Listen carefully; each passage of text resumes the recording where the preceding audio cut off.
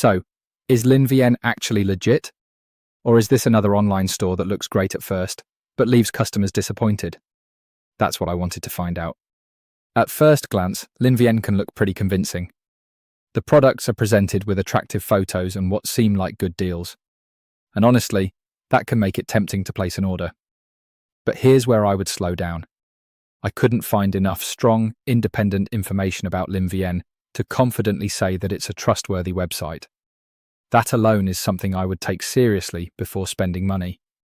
When checking an online store, I always look at customer feedback, delivery experiences, product quality, return policies, and how easy it is to contact the company. And if those details are difficult to verify, that's a red flag. Another thing I would avoid is making a large order right away. If you really want to test a website like this, start small. Use a payment method that gives you some form of buyer protection. Also, don't rely only on reviews shown directly on the website. Look for reviews from independent platforms. That gives you a much better idea of what actual customers experienced. So, is LinVienne a scam? I wouldn't make a definite accusation without stronger evidence, but I also wouldn't call it fully trustworthy based on what I could verify. For me, the biggest issue is the lack of solid, independent information.